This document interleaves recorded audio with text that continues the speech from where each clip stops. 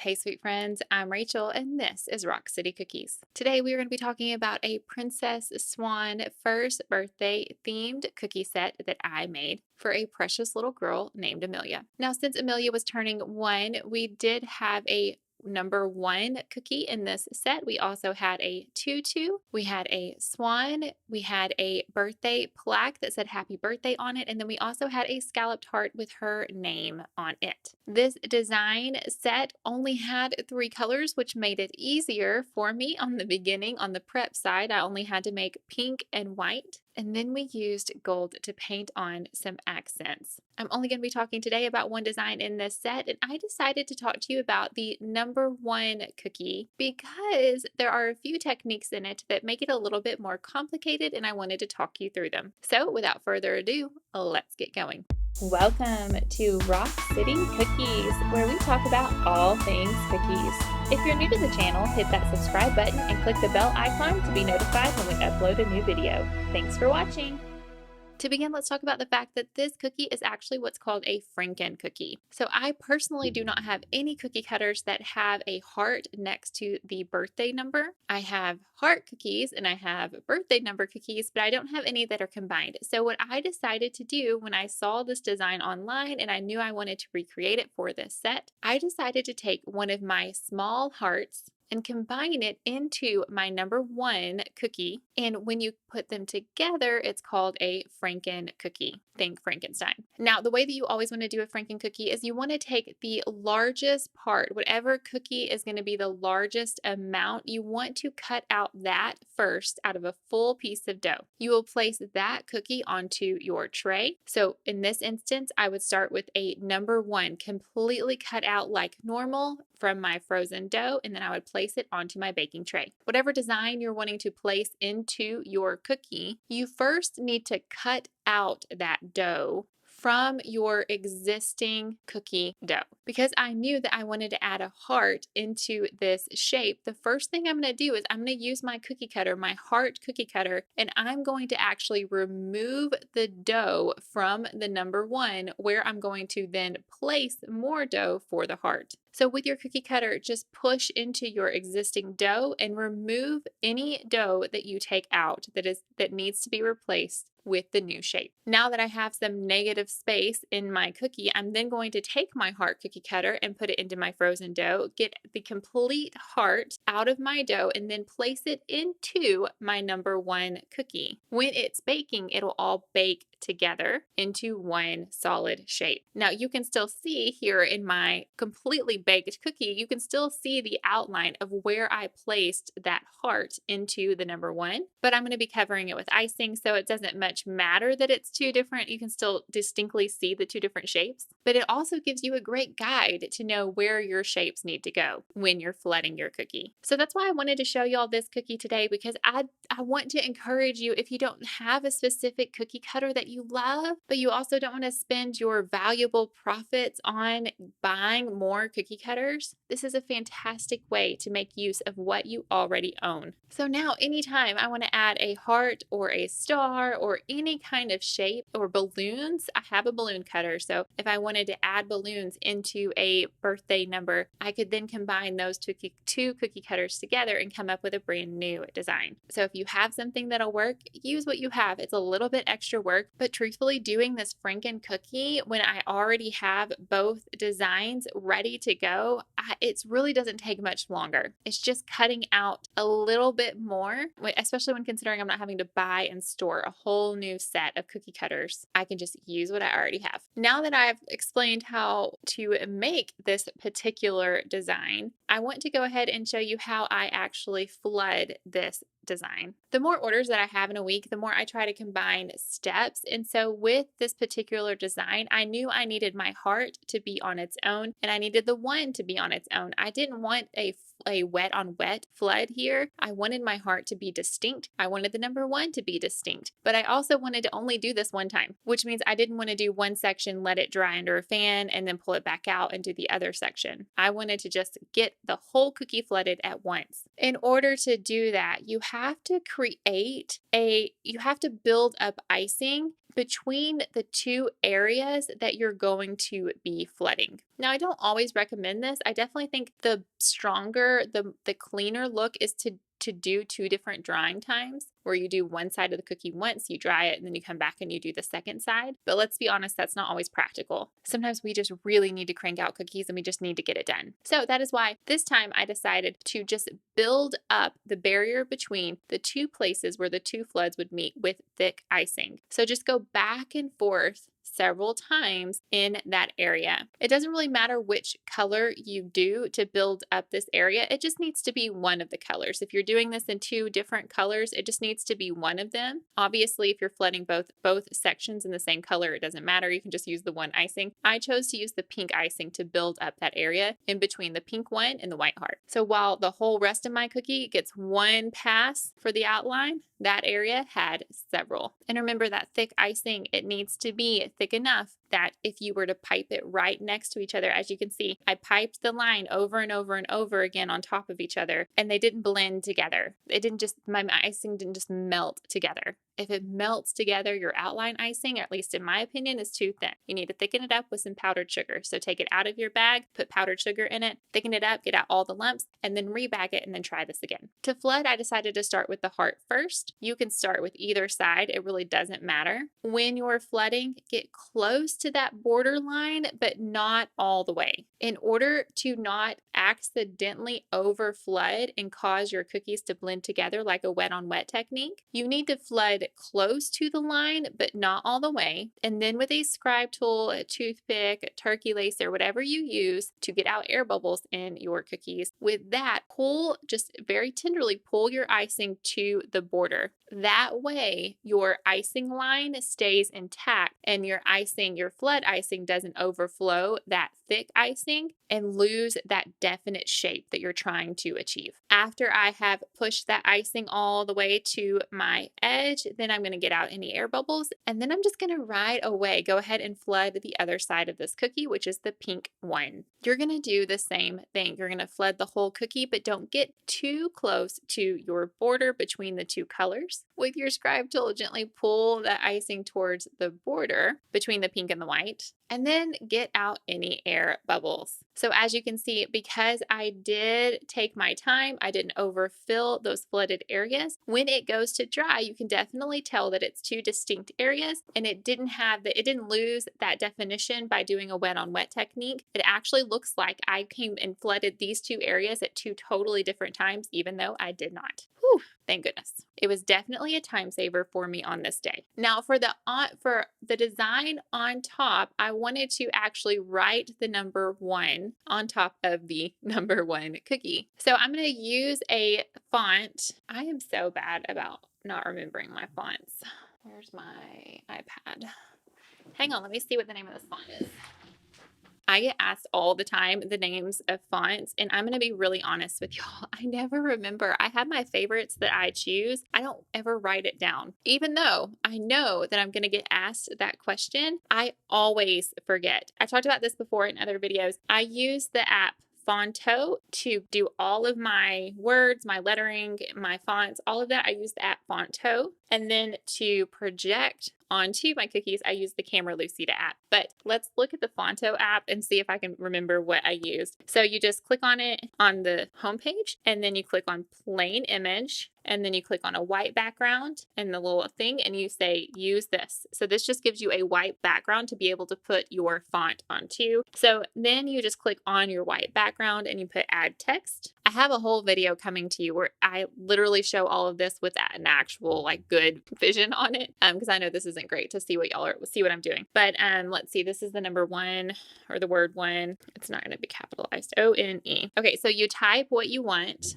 So I typed 1, and then you go to font. And so they have preloaded fonts on here, and then you have any fonts that you have downloaded into here, you've installed from like dafont.com, or I buy some fonts on fontbundles.com, and there's other places. And so this tends to be where some of my favorite fonts are because I've actually bought them or downloaded them. And then you have a star over here, and the star, when you click on that, that is your favorites. That's the one you've recently used for all your designs. So I tend to go back to this screen the most. So I am sure that this font was on here. So let's try. Yep, that's what it is. Okay, so this font is named FBJB Heart U. Well, that's not very helpful. I'll find it and I'll link it down below, but it looks like heart, like HEARTU. And then I bet JB or FB, I bet that's like the creator's initials. Let's see. That wasn't very helpful. Sorry. Okay, it is FB. FB Heart U. So I'll link it in the description box below, but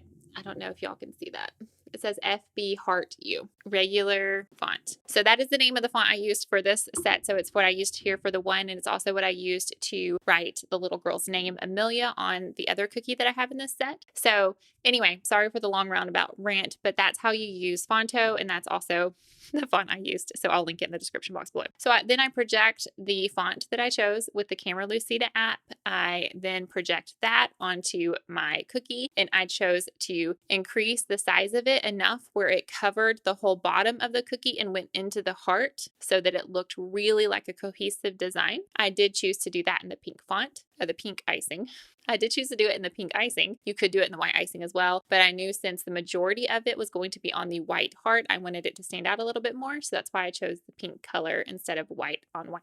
Now, after I have done the lettering, I actually am going to let that dry before I move on to the next step. But one of the details that we are going to be putting on top of this cookie are royal icing crown transfers. If you are a member on Patreon, you get all of my royal icing transfers for free. So this is one that is available to you for free. If you are not a member, these are available on my Etsy shop. I'll link it in the description box below. There'll be 5 sizes of these crowns. This is the smallest size. I believe this is the extra small that I'm using for this set. The way that you use royal icing transfers is you print it out on a piece of paper, and then you get a piece of acetate or parchment paper. I prefer acetate, and you place that on top of your piece of paper. I then put both of those onto a clipboard. This allows me to move my transfers around without having to worry about breaking them while they're drying. It gives it a nice flat surface at all times, no matter where I'm working on them. And then after I am done with them, then I can pick up that clipboard, I can move it over to my trays, and then I can put them under a fan to help dry them out faster. When a royal icing transfer is done, it will taste a little bit like a candy because it's just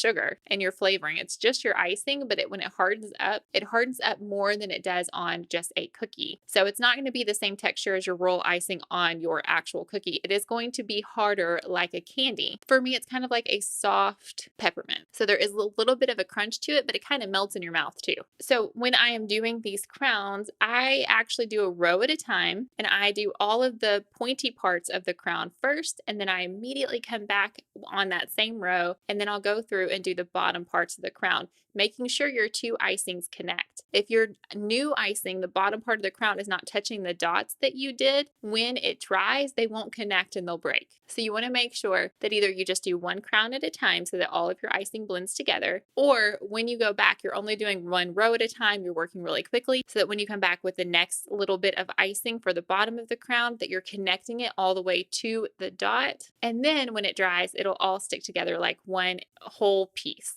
and your little crown bits won't pop off. Now, my icing is a little bit on the thicker side. This is the same icing that I've been using to outline all of my cookies. I've really tried to avoid doing too many consistencies. So for me, with every set, I make a thick consistency and a flead consistency, and then I call it a day, and I try to get as much done with those 2 consistencies that I can. So with my royal icing transfers, I use the thick consistency, what I use to outline my cookies. That means that when I'm doing the bottom portion of the crown though, that it's not going to smooth out like a flead icing. It will hold its shape. It will definitely look like a crown, but I'm going to have to help it to smooth out. It's okay for me because it's an icing transfer, it's detail. It's okay for me if it doesn't smooth out about 100%. But with my scribe tool, I'm just going to wiggle that icing and really try to get it as smooth as it can. And when you're doing roll icing transfers, there's a couple more things that we need to talk about before we talk about me painting them with this gold. One of the things is that you need to do your roll icing transfers first. Before you decorate, before you flood, before you outline any cookies in your process, you need to do roll icing transfers first because they take the longest to dry. And if you are wanting to have your cookies done quickly, you definitely need to make sure that those transfers are done either first thing in the morning so that you can finish your cookie that evening, or if you even to do these the day before is even better. I really like to have a good 12 hours at least for transfers. For these small transfers, that's all it takes. For bigger transfers, you need to have more time. If it is a rainy day, if it is humid at all, it is going to take your transfers forever to dry. Just trust me on this. I've had so many frustrating transfer experiences on rainy days. It just takes, if there's a lot of humidity in the air, it just takes longer for those transfers to dry.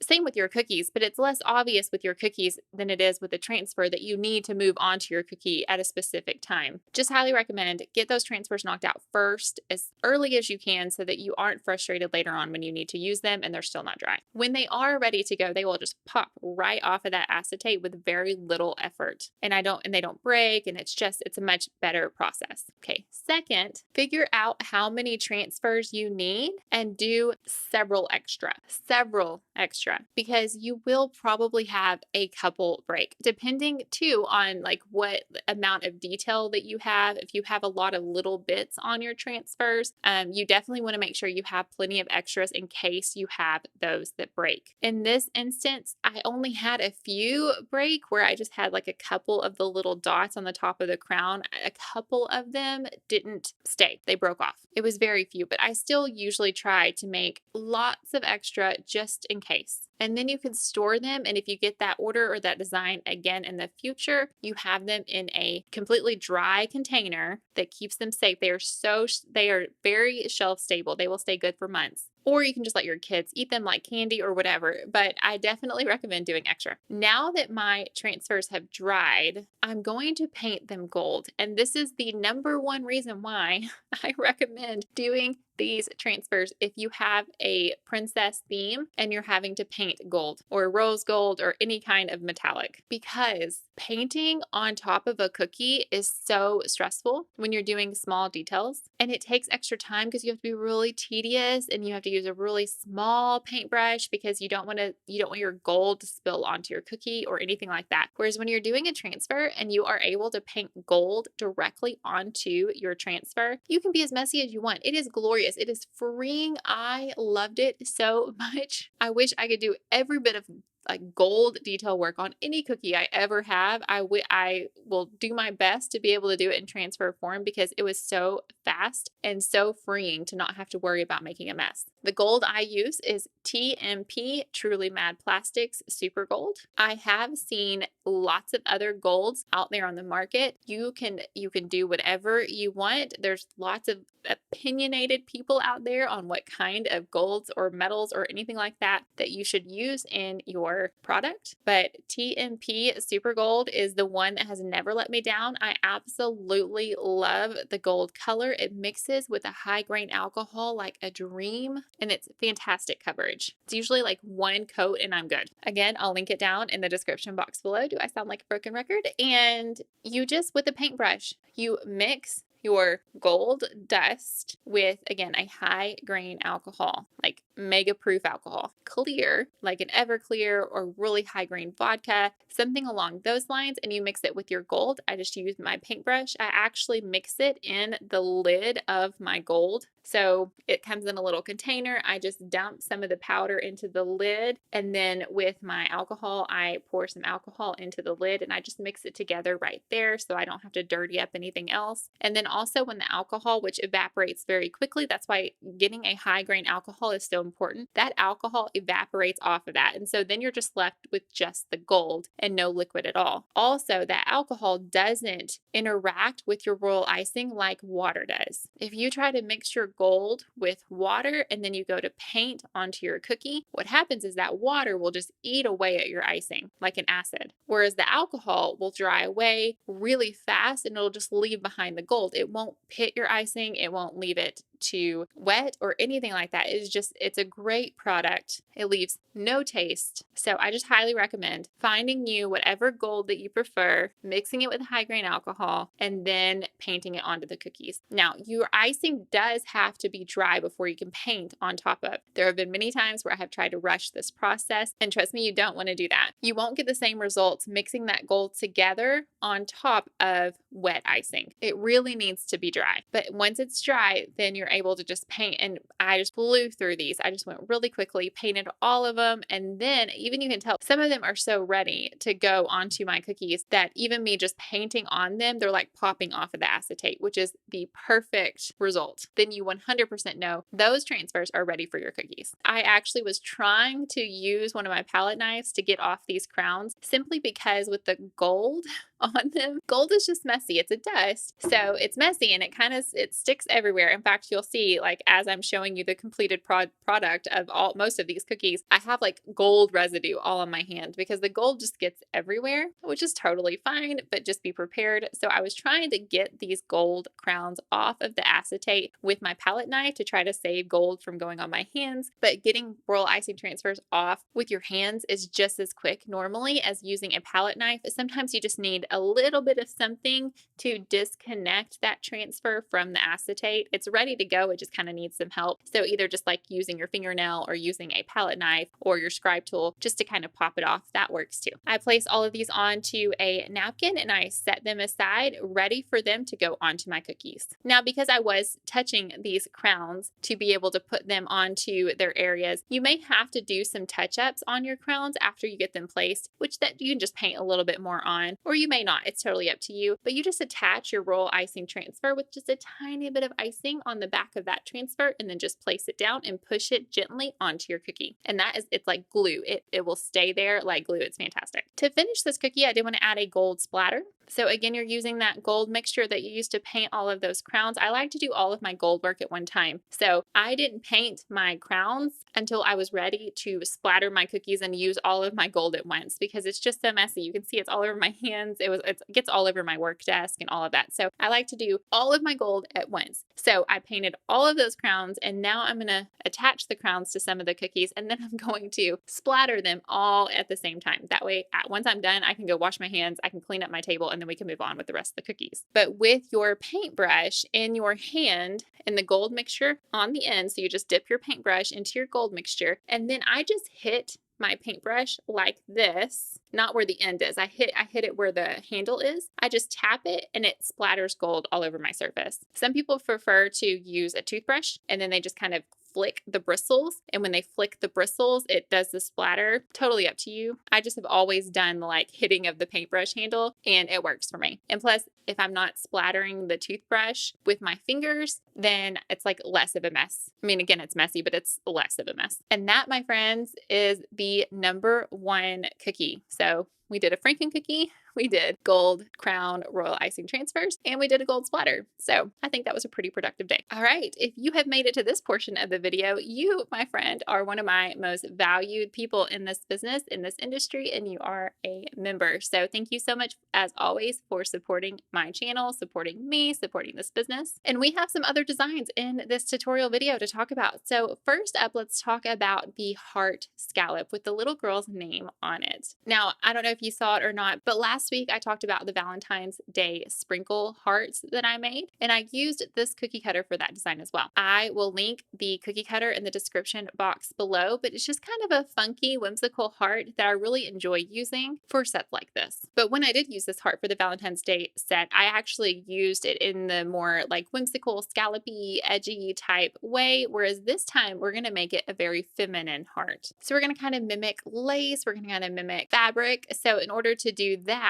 we need to use a thick outline where the scallops are. You're going to work only in sections of this cookie because you can't have your icing dry too much or you will not be able to do this technique. So I kind of usually break up a cookie into 3 or 4 different steps whenever I'm doing this. So I will do one section and I will use my paintbrush to make the kind of lacy part, and then I will go back and I'll do another section. So your paintbrush needs to be a tiny bit wet to do this. So what I do is I have a wet rag sitting next to me while I'm working. Before I begin, I put my paintbrush into my wet rag and I just kind of squeeze just a little bit just to get that paintbrush wet from my rag. It doesn't need to be soaking wet. You just want a hint of dampness. Then after you have your paintbrush wet, then you will go to the edge of your icing, that little icing outline that you made, and then you'll pull down towards the inside of your cookie. You will need to continue to clean off your paintbrush as you work because that icing buildup, it'll start to happen on the end of your paintbrush, and you really kind of want a clean paintbrush as you're working. So I try to go as long as I can. Sometimes I'm able to do an entire section without cleaning up my paintbrush. Sometimes I'm not. Sometimes I need to clean it off before I'm done with an entire section. But that's another perk to working section by section is you can get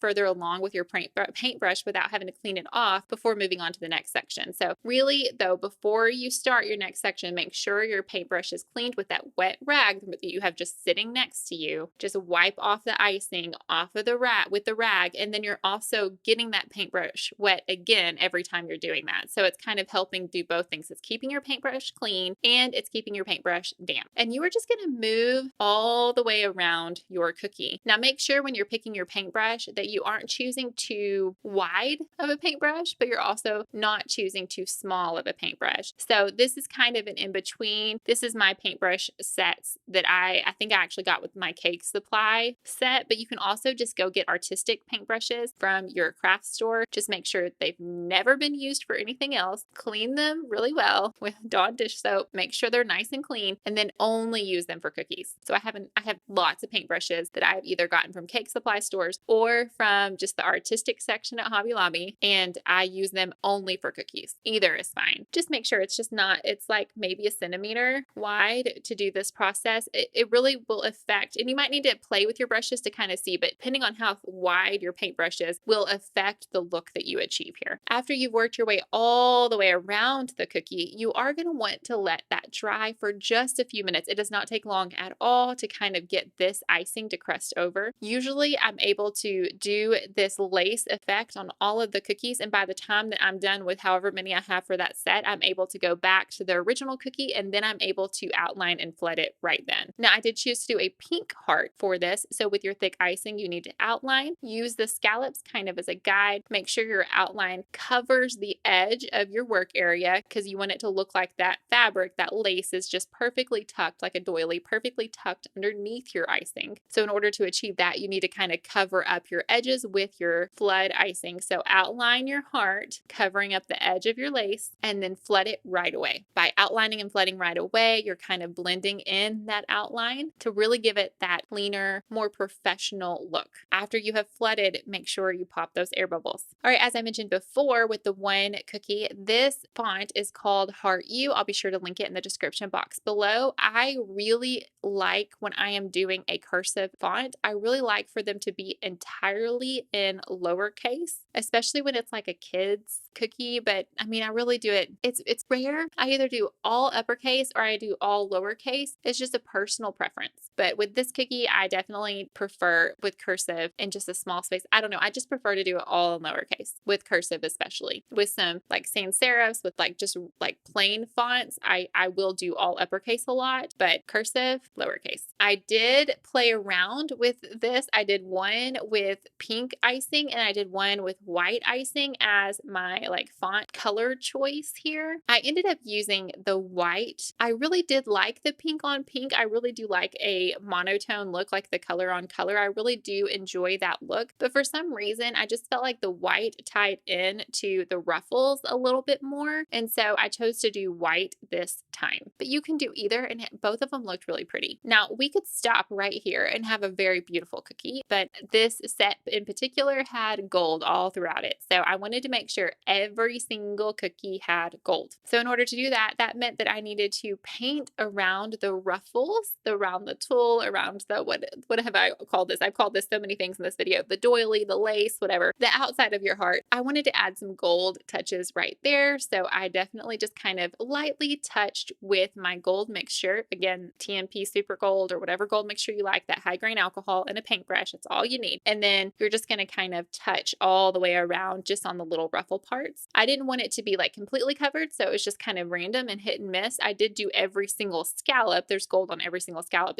I just didn't do like a consistent line all the way across the whole cookie. I just really liked how that looked better than like trying to do a bold gold outline all the way around. And then to keep up with that consistency, I did splatter the gold on the entire surface of the cookie as well, just to kind of keep up with that look that I have elsewhere in the set. And isn't it a beautiful little heart cookie? I just really love how feminine it is. I think that's just why it's so sweet. It's just a very feminine cookie. So anyway, that is the Amelia cookie for this set. Let's move on to the next design. Okay, next up is our swan. And I actually have an order for just a dozen swans this next week. So I probably will release a swan video on the YouTube channel in a few months that just talks about the swans from that particular set. But for you guys, you get to find out how I make that now. So the swan is probably the most time-consuming cookie in this particular theme. And that's just because it's a character. I mean, I know it's not like a character, but it's an animal. So I always consider those the same. I consider it a character. So it just takes time because there's multiple steps. In order for an animal, in order for a character, in order for a person,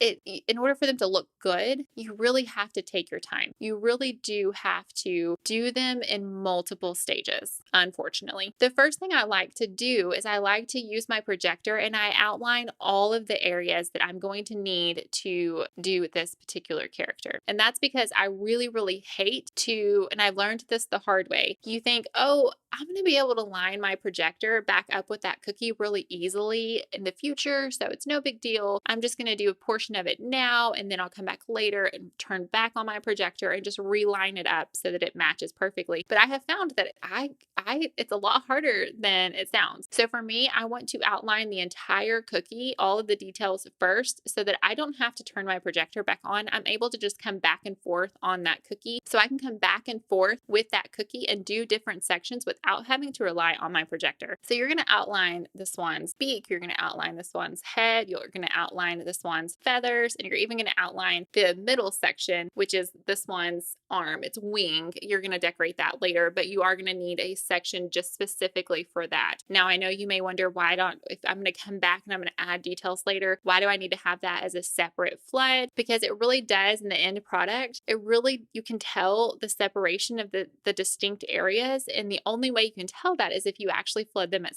separate times. And so for me, I really recommend, even though it's an extra step, to not just flood the entire swan at one time, but to really break down the different sections. It makes it look a lot better, I promise. It's a pain. It's way more time, but it really does matter in the end. So after I have outlined, I'm going to do the swan's cheek because I know I can't do the whole rest of the swan. I can't do the swan's eyes or the whole rest of the body until I do that cheek. And I really like for that cheek to be flooded on its own. That like bubble cheek, you can only accomplish that if you flood it and allow it to dry. My voice keeps breaking. You can only accomplish that if you flood it and allow it to dry before moving on to the next step. So I'm going to do the cheek. I'm going to give that a little bit of time while I'm working on other areas to dry. I'm going to go ahead then and next do the black portion of the swan's beak. And while I have that black icing out, I'm going to go ahead and do the swan's eye right above that apple of a cheek. You are going to want to use thicker black icing for this because if you use too thin of icing, you are potentially going to get craters here. So you want to make sure you're using a thicker black icing. Use that scribe tool to smooth it out if you need to. And I want a little bit of a white pupil on my swan eye. So instead of just with my piping bag directly piping that icing onto the swan eye, I'm going to instead put icing on the tip of my scribe, just a tiny bit. In fact, sometimes I just take my scribe and I just kind of poke it barely into my icing bag, or you can just barely squeeze out icing from your piping bag onto your scribe. And then with your scribe, then place that white icing onto the eye. For me, it's just easier that way. I can get the placement exactly where I want it and I don't have to worry about piping too much icing at one time. After you have done the eye, then I'm going to move down to do the feathers. And you don't want to flood two of the swan's feathers too close together. So you're going to spread out your flooding right here and you're going to flood different different sections of the feathers at a time, just kind of letting some dry time happen in between. Again, if I have my assembly line of swans, if I have more than one, usually if I'm able to just work on one, set it aside, work on the next, set it aside, by the time I go through however many I need to make, I'm usually able to grab that first swan again and start over with the next step, or put it under a fan, come back to it after you've worked on another design or two. I'm also going to do the rest of the beak at this point where the black touches. Let all of that dry at one time. Use that scribe tool, get those air bubbles out, make sure that you're really trying to prevent any of the nasty cratering that happens. Once that's all done and you've let it dry for a little bit, then you're going to come back and you're going to flood the main portion of the swan. At this point, when you're flooding the rest of the swan, you should be able to knock out all of the rest of the feathers because you did the smallest feather that actually touched the swan's main body. You flooded that already and it's dried. So now you're able to do kind of the rest of those in between feathers in the whole swan body at once. So when you're thinking about breaking down these steps, really think about, okay, what's touching what? What can I do this time? What can I do that next time? So that you're picking up your cookie and you're doing that cookie as little as possible, as little steps as possible. I know I'm not saying that the right way, but my words are failing me right now. But that way you're just not having to pick up the cookie and work on it more than you really need to. So I was able to do this cookie. Let's see, I did the cheek and the eye and the black part with one step and some feathers. And then I did in the beak, all one step. I'm pretty sure that was all at once. And then I did the main body and these feathers. And then I'm going to come back and do the middle portion of the swan. So that's the wing. So that's 3 times that I'm having to pick up this cookie just to get it flooded. That doesn't include the detail work I'm going to do later. So, they take time, but it's worth it. I feel like the swan is like the best cookie in the set. It's the showrunner. All right. After that flood has dried just a little bit, you can see it's not completely dry. Like you can look in this video and you can see that portion of the swan that I did a while ago is still wet. So I definitely I probably flooded all of the swans and came back and I flooded that first swan again right away. So it had just enough drying time to kind of crisp over so that these sections didn't blend together, but not enough that it was completely dried all the way through. Now it's really important that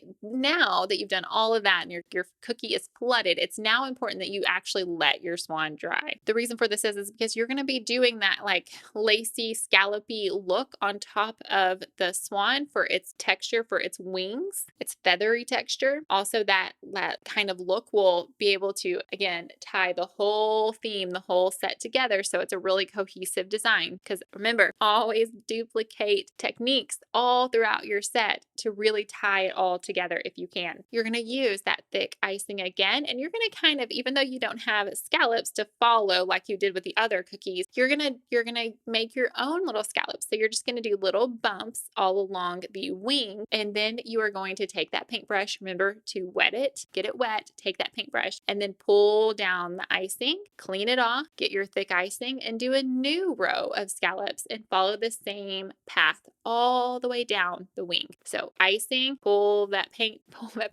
icing down with your paintbrush, clean it off, get it damp again, and then move on to the next row. And as you get closer to the edge, it'll get smaller and smaller. Your little scallops will get smaller and smaller as you work towards the front of that wing. Now, I really love this technique. I think it really looks fantastic on our little swan and all of the cookies, to be honest. Once again, it's just that feminine touch. It's really beautiful. But we're not quite done because we need to add some gold to our swan, just like we added to all of the other cookies. So again, I really love the look of just having a golden beak, but I wanted to make sure that this cookie had a lot of gold on it because all of the other cookies have a lot of gold on it. So to kind of mimic the look that I did around that heart cookie, just at the edge of our swan's feathers, you are going to just barely touch and just kind of randomly place your gold on those little scalloped areas, and you will have a really stunning end result. Just a little bit, that little touch of gold just really elevates the cookie. Now I'm about to make a mistake. And you're going to see it and you're going to have to see me fix it. So I am going to add pink to our swan's cheek. And so I'm using dust, pink petal dust to do so. And I'm going to mix it with that high grain alcohol, the same alcohol that I have mixed with the gold. Because I was trying to do it for the video, I did it right next to my existing cookie, the mixing of the petal dust with the alcohol. But I strongly recommend that you don't do that. Don't do what I do. Don't do Rachel. Push your cookie away, stir the petal dust dust with the icing away from any existing products because I obviously was a little too zealous with my stirring and it splattered, and I didn't see it, but it splattered onto my already existing swan, onto the feathers. So you can see pink on the feather. There should only be pink on our swan's cheek. So I needed to fix it, and I did realize it afterwards, but I was very frustrated with myself. So I did fix it with gold. So I just went back over, I just got some gold and I just painted over the pink. And so on the end product, like it kind of looks a little weird, but like most people would know that I messed up. And so don't be afraid to fix your mistakes, but also don't be stupid like I was and mix your stuff right next to a cookie. Mix your stuff away from your cookies and then bring the mixture already created to your cookie. So with the pink petal dust, I just put a little pink spot on the cheek. Now with pink petal dust, you don't have to mix it with alcohol at all. You can just do pink with dry petal dust, but I really wanted the look of it painted on. And so you can't really get that with just dry petal dust. You really need it mixed with alcohol to be able to get that like really cemented, painted on look. So that's what I chose to do. You don't have to do it with alcohol. You can just paint with dry petal dust. It works fine. It's just not quite as vibrant or bold. And that's the look I was going for. But that's it. Our swan cookie, it's done. Okay, now we have a new scalloped cookie. And this cookie cutter, I'm going to tell you right now, I looked for it. It is not online anymore. This was made by Heather from Cuts, which as you can see, I'm a huge fan. Before I started making our own cookie cutters, a lot of my cookie cutters came from Cuts and Bobby's Cutters, both fantastic stores, fantastic. And they're both on Etsy. And they have way more variety than we do because I tend to only make cookie cutters from designs to sell from designs I've actually made. We just don't like make them because I'm busy and I just don't have the time. But anyway, I definitely hate that she doesn't sell this particular design anymore. I did find one that's similar from a different creator. So I will be sure and link that one in the description box below. Just know it's not quite the same and it's not the original from Cuts. Now with this cookie, we're going to do the same technique that we did with the heart cookie earlier that you saw. So you're going to pipe thick white icing on the edge of your cookie where the scallops are. With a damp paintbrush, you are going to pull a little bit of the icing down towards the center of the cookie and each little scallop. Remember to work in sections because you don't want your icing to crisp over too much. You want it to still be wet and fresh to make this process less stressful, faster, and just a cleaner look. That if it dries, that icing is just not going to pull down towards the center of your cookie. You're just not going to get the same effect. So make sure that you're doing just working section by section and make sure that your paintbrush is just a tiny bit wet. Have that rag sitting right next to you. Clean off that paintbrush every little bit and you should have a really stunning end result. Now these scallops are definitely more than what you had previously in the heart. So this may take you just a little bit longer, but it's worth the extra effort. Now, as you're working, your icing may be a little thin in places. So this is where experience just helps to know how much icing you need to have on your scallops, on your edges of your cookie. If you don't have enough icing, then it's not going to pull down. You're not going to have that effect. So you need to have a decent amount of icing. But if you have too much, then it's just going to look like a flood. It's going to be, you need to have a little bit in between so that it's not so thin of icing that you don't have enough to pull and have this kind of lacy effect. But you also don't want too much where you have too much icing to pull down and then it just kind of looks solid. So you need somewhere in between. And this is just going to take practice to figure out what that is for you. If you find that there are some areas that are a little thin, you can always add back a little bit of icing to those areas and pull down again, or go back over other areas. So when you have that extra icing on your paintbrush before you wipe it off in your wet rag, you can go back to other areas and kind of pull down your icing again. With that extra icing that's on your paintbrush, it'll fill in those gaps. But I think it's fine if you see a little bit of cookie in between some of the icing. I think that just gives that sheer look. And so I don't think there's anything wrong with that. And you can kind of see I have it here in this video. You can actually see there is some bare cookie showing through my white icing. After you have the scallops all the way completely covered, all the way around, you're going to let that dry again. Just let it crisp over for just a few minutes. It doesn't have to take long at all. And then you're ready to outline and flood the center part of your cookie. Because this was a birthday set, I thought about doing the child's name here. I ended up doing that again on the heart cookie you've already seen. I thought about doing the number 1. There's a lot of options that you could do for a plaque cookie. I just decided instead I was going to do happy birthday on this one just to kind of make sure that this set really screamed birthday instead of just straight up ballet or swan or princess or whatever. This font is the same font that I have used on the other ones. So again, that's going to be in the description box below, but I didn't want, because it's a really thin section of the cookie, it's a little bit trickier doing multiple lines of words here. That's why if you were just doing one word across your cookie, there's plenty of room to do that. But since I was doing 2 words and it's just really kind of a narrow strip, it was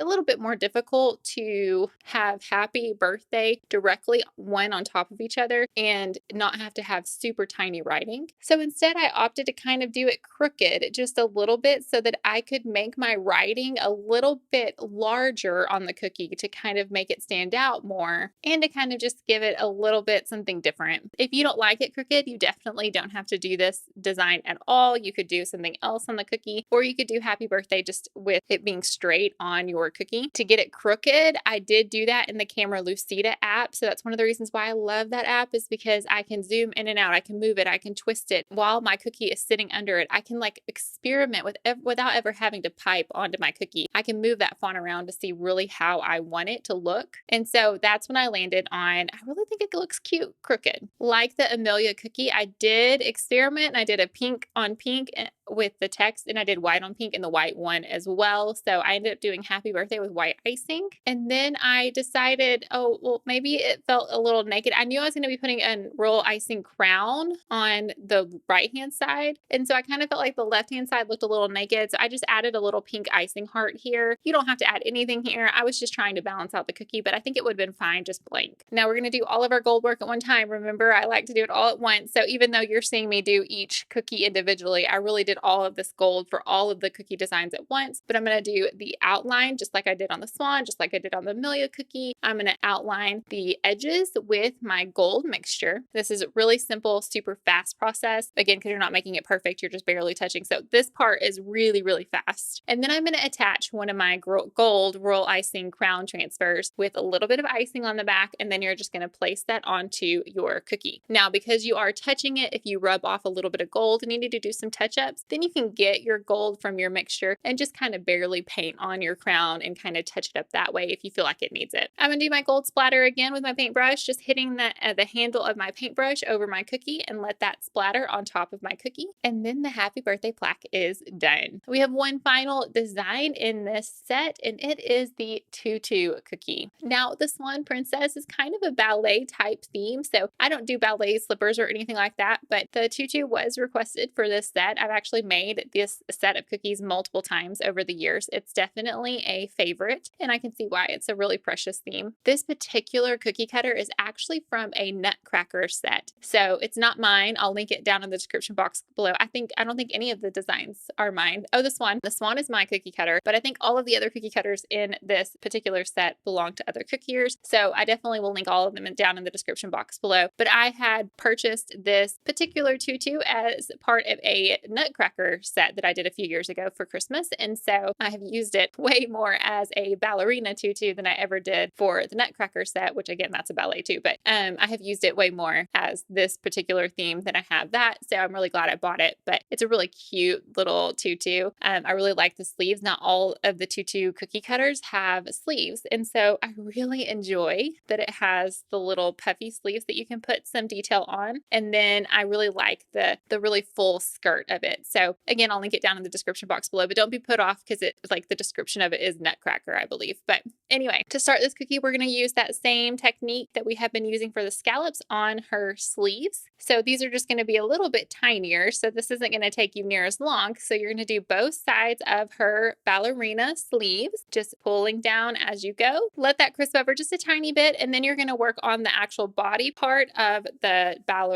tutu. So like the number one cookie, I really didn't want to come back and do this in 2 different sittings. I wanted to just do the whole tutu in one, but I also still wanted that definition between the bodice of the tutu and the frill of the bottom of the tutu. So in order to do that, when I outlined, I really built up where the 2 icings would meet. I really built up my icing right there so that it would prevent the 2 icings from touching while they were wet. The only thing they will touch is that thick outline, which will still be visible when it dries. So in order for you to keep that look, you don't pipe your icing too close to that border with your scratch scribe tool, pull the icing carefully until it touches the thick icing that's in between the two sections. Same thing with the bottom. With the bodice, you're going to flood most of it except for where the two sections meet. With your scribe tool, barely pull the icing down to the border, and the same thing with the tutu part, the bottom part where the tool will be. Same thing. Fill it up mostly, but keep the edge away from the actual border, and then with your scribe tool, connect the icing there. I know it seems a little bit extra, but it really does work. It really does allow your cookie to dry and it look like it dried in two different time frames, two different sections. It's not always feasible on every single design, but sometimes like this in this set, I was able to do it twice and it worked really well. After you have done the entire flooding, you are going to set this cookie in front of a fan and you're going to let it dry for a few hours before you pick it back up. When you are doing the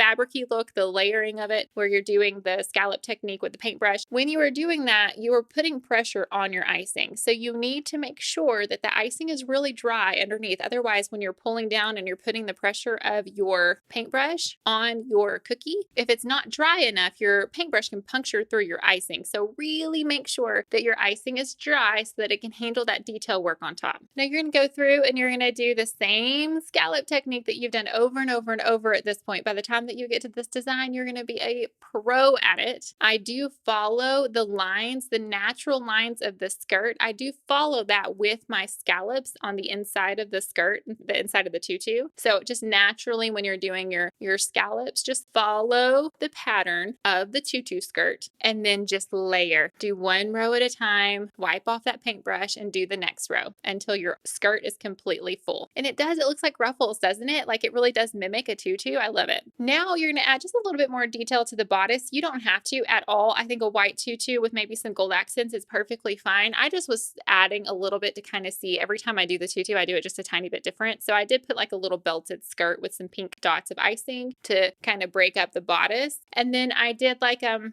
strap, and I don't know that I would do that again. I don't think it needs it. So I might do like the little pearls, the little beads that attach the tutu to the bodice, but I don't know that I would necessarily do the V part. What do you think? Let me know. I'm always interested to see what other people think of designs and if they would do it or not do it. And if y'all don't like it, it would save me time. So in the future orders that I get of this design. But anyways, I was just experimenting to see if it kind of that like V looked good or not. So I used my white icing and I just piped a V, and then I put like two little buttons up here, and I let all of that icing dry. Now it's not going to take a particularly long amount of time to dry, but you definitely need to make sure it's dry before you do your gold alcohol mixture on top. I did go ahead and paint the gold buttons, and I went ahead and painted the edges of the tool just like I have in all of the other designs. Remember, consistency, consistency, consistency really makes you look professional. And then you could or could not paint the little V section. Now, the reason why I recommend not painting it is because you do have to be precise with your gold and make sure that you just barely touch that section so that you don't get gold all on the bodice. It just took extra time. I don't know. I just don't think I'll do it next time, but we'll see. But once you have that and you've like put gold fringe around the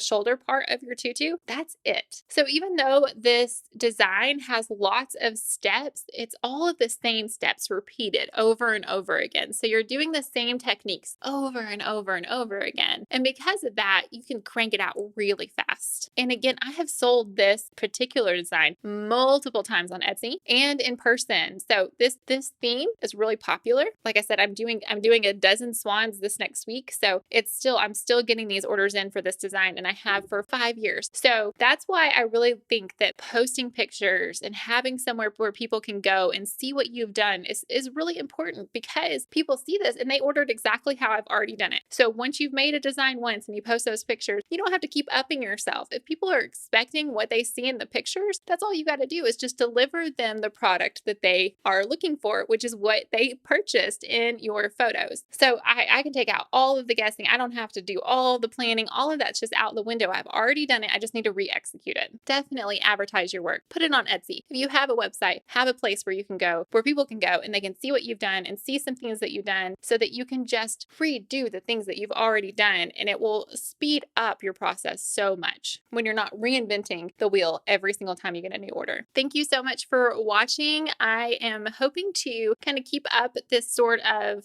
pattern where I do the compilation video on YouTube. I pick one design from every set and I do a tutorial for that on YouTube, and then you guys get the full tutorial. So we'll see if I can keep up with this sort of deadline and kind of cranking out some content for you guys. And really, I just can't tell you enough how much I appreciate, love you guys, and I will see you in the next one. Thanks so much for watching. Bye.